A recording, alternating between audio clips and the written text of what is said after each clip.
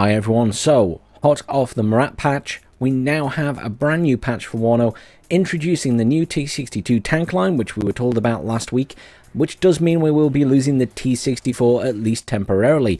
We'll also be getting the new Su-27S in this patch, and introducing the proper GAZ66 model. They're also updating the style of the outdated mod window, whatever that is. I've not actually played with any mods yet. Improved readability in the air wing panel, improved navigation with arrow keys in the armory and the battle group builder. Improved the movement behavior of the helicopters when using the attack move order command. There's also some bug fixes. They've fixed the AR and MMG weapons that were ineffective against light vehicles. They've fixed aircraft aggro. They've fixed some discrepancies with veterancy choices, which were allowing to choose a single same plane at 2 different levels. AI artillery smart orders won't shoot flying helicopters anymore. AI will focus less on the forest in Mount River. AI will no longer send units to their death when it realizes it lost control of a sector. And they have fixed the AI, particularly on chemical, that would ignore some bridges for its vehicles. Generic changes: a complete overhaul of aircraft prices. We knew this was coming. I'm delighted to hear it. It's going to stop some of the air spam from very cheap aircraft that should never have been that cheap. So that's been overhauled. They've also overhauled the self-propelled anti-aircraft gun prices and rate of fire. MMGs no longer have an accuracy bonus based on distance, and accuracy on the move has been removed from the info panel. Minimum range increased on all MMGs. Reduced bomb damage against armor. Reduced the distance between planes' bomb release point and their target.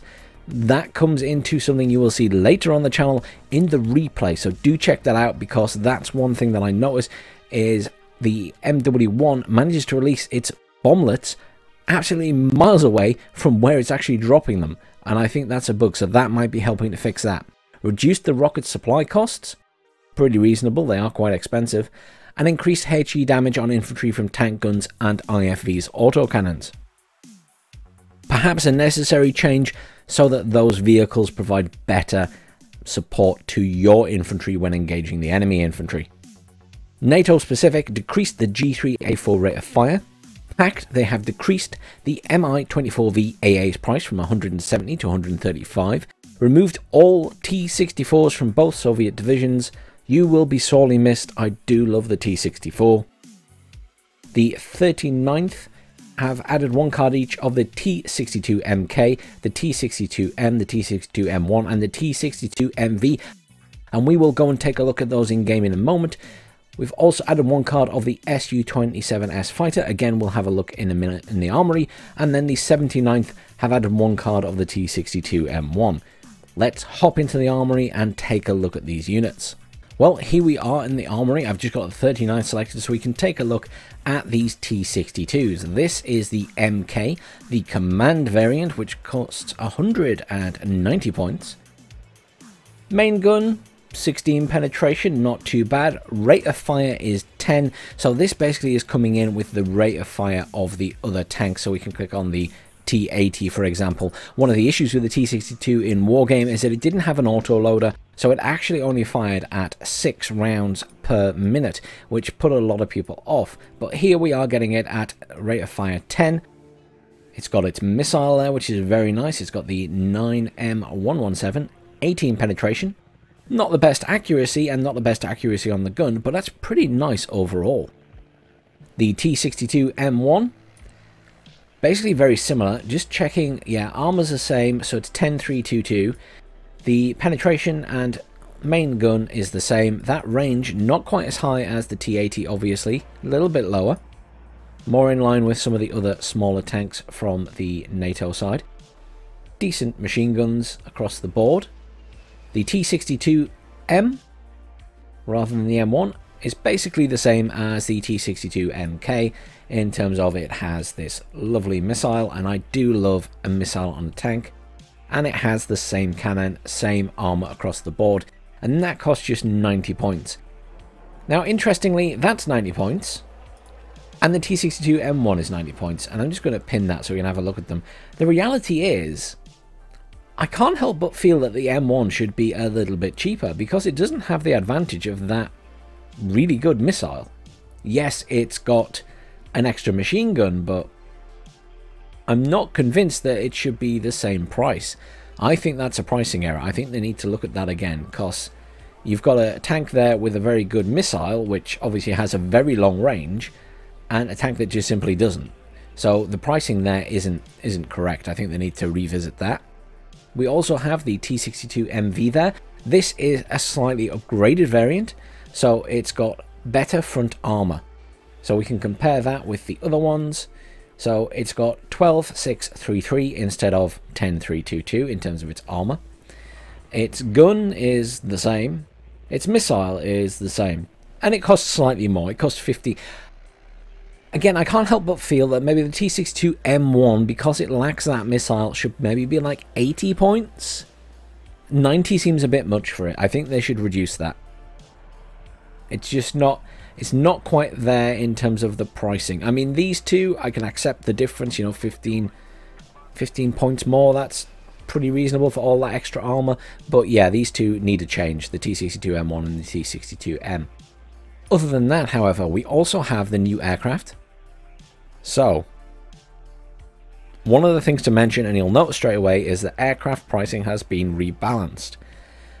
That's a lot to go into, and we'd have to compare what it was in previous patches to this one, but needless to say, aircraft cost more now. I like to think of it as minimum unit pricing, because aircraft should probably have that. Aircraft aren't cheap, and some of them were far too cheap. This is the new Su-27S. Look at this vehicle. Look at that. That's a really nice model. Really loving that one. Not a cheap plane, but a good plane. Let's look at the stats. Exceptional air optics. Normal agility. ECM 30%, that's not bad. Really high speed. 1,238. Missiles wise, it's got these beauties. I assume they are, yeah, semi-active. I always double check when I'm looking at those. That's fire and forget, that's semi-active. So semi-active, 8,400 meters, fair enough. You've got the shorter range missiles, which are fire and forget, and obviously the nice cannon on the front there. But yeah, that's a really nice jet. Really like that one. Excited to see how good it is in game. Look at the back of that. It has a lovely shape. Pleased to see that one finally make it in game.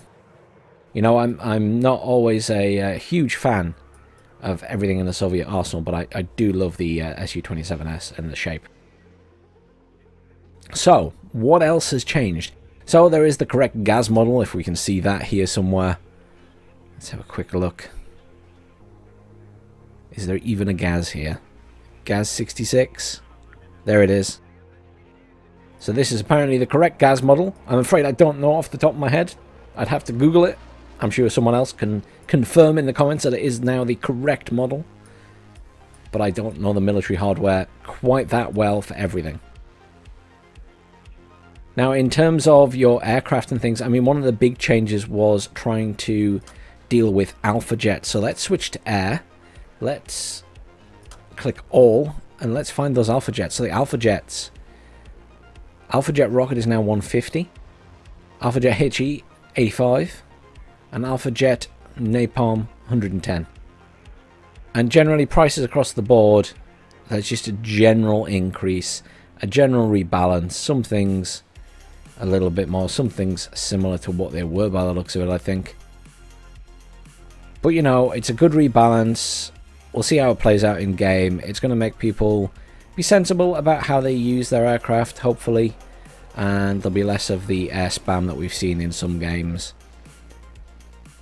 Just looking at the cost of seed out of interest. Because one thing we saw was one of the recent seed editions was really expensive. But I think actually that's all been balanced out and it's not ridiculously expensive. Because the seed plane, I think that was added for the Soviet side, was like 385 points or something ridiculous like that. And I'm not seeing that anymore. I'm seeing a seed for 330. And these are, you know, that's a seed one there for 240. 210. Yeah, I think that's looking much more sensible. Well, I'm curious to see how this plays out in game and how the other changes will play out in game. Let's have a quick look at the anti-air SPAAG units, because we also talked about that in the patch notes. So the Biryusa, 110.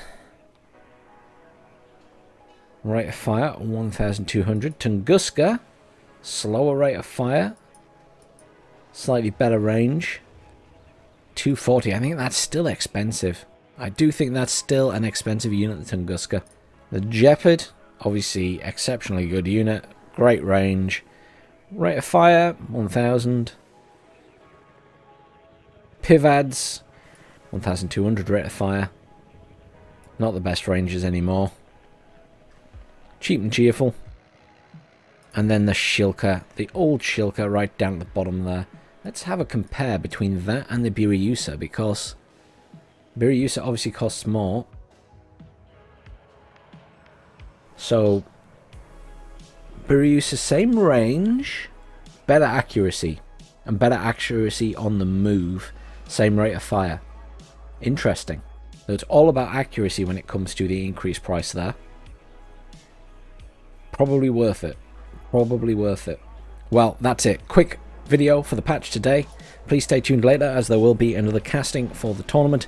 And remember to check out this weekend, as there will be the charity tournament on Saturday for SD2 and on Sunday for WARNO. Thanks very much for watching, everyone. Please like, share and subscribe, and I will see you all soon.